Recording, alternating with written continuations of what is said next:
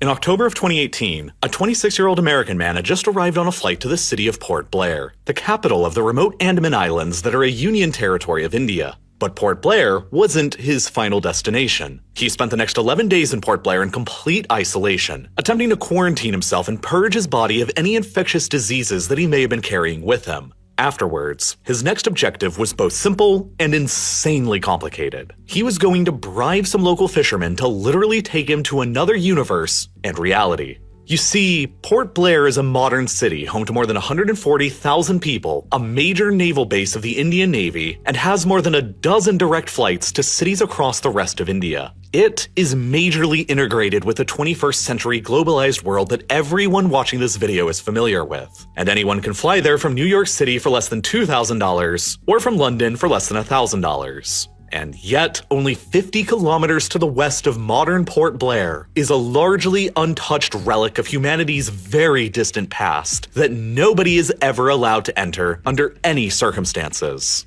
North Sentinel Island. The island is roughly the same area as Manhattan, surrounded by coral reefs with a thin strip of beach around its entire perimeter, and nearly entirely covered by a dense jungle, making it impossible to see anything on the surface from above. And it is also home to the Sentinelese, a small hunter-gatherer tribe that has existed there in isolation for tens of thousands of years. They continue to have no knowledge of anything outside of their small universe on the island, and they have no comprehension of anything more advanced than a bow and arrow. To them, the year is still effectively the same as 20,000 BCE, and they have no knowledge or comprehension of the modern city of Port Blair, just 50 kilometers away to their east with regular flight services operated by Airbus aircraft. And it would become one of the most talked about events for the entire year of 2018. But in order to understand the whole story, you need to understand how the Sentinelese managed to become so isolated and uncontacted by the outside world in the first place. It had been long believed that they were direct descendants of the very first wave of modern humans that left the African continent for Asia around 50 to 75,000 years ago. But it's now believed that the first humans who made it to the Andaman Islands arrived around 26,000 years ago, back during the last glacial maximum when the global sea levels were significantly lower than they are today. At that time, the Andaman Islands were connected to modern-day Myanmar by a land bridge, so Paleolithic-era hunter-gatherer tribes managed to simply walk over to it. But over the preceding millennia, the glaciers retreated and the oceans rose, and the Andaman Islands became the islands we know them as today, with thousands of Paleolithic hunter-gatherer tribespeople remaining trapped on them. And there they largely remained isolated and uncontacted from anyone else in the outside world,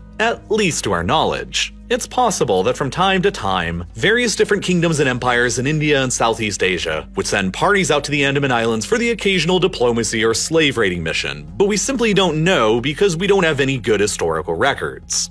The indigenous population of Great Andaman, where the British established Port Blair, was quickly replaced by Indians and Britons of the Old World, and most of the indigenous survivors either assimilated or went extinct. The only major exceptions were the Jarawa tribe in the far south of Great Andaman and the Sentinelese, who remained largely isolated from the chaos caused by Port Blair's establishment because they were on a completely different and much smaller island of no strategic value. So nobody from the outside world is known to have ever contacted them on their island until a merchant ship of the British Raj just happened to wreck itself there in 1867.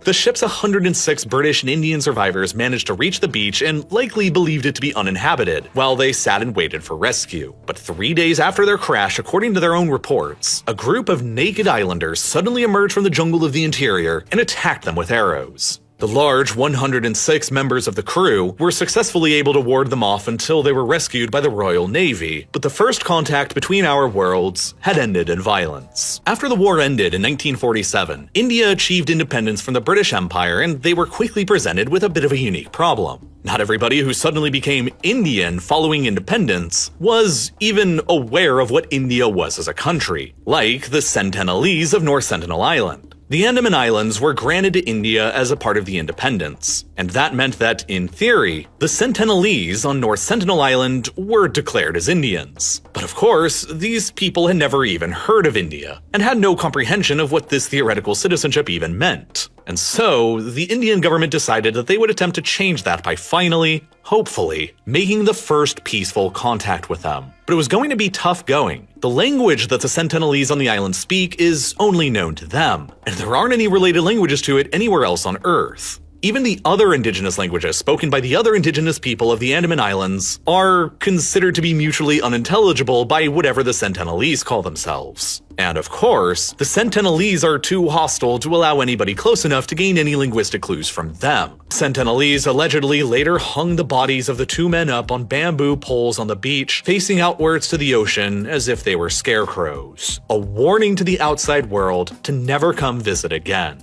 The fishermen's deaths were never further investigated or prosecuted by Indian authorities. And then nobody else ever did come again until the American Christian missionary in the fall of 2018. He came unprepared, and after repeatedly visiting the island over a period of several days, the Sentinelese killed him as well, and he is now at least the fourth body from our world that remains on that island without any ability to recover. The Indian government has given full legal immunity to whatever the Sentinelese do on their island, including killing anyone who's foolish enough to disregard their laws and visit. So don't ever do it, and stay alive. It's not worth visiting, and it's not worth risking the lives of the Sentinelese with your diseases either. They have shown multiple times over decades that they want to be left alone from us, and I believe that we should respect their wishes. The island is sealed off to the outside world for a very good reason, and it's basically the real-life version of the Prime Directive from Star Trek. The closest you'll ever be able to glimpse it is while flying on an Air India flight into or out of Port Blair.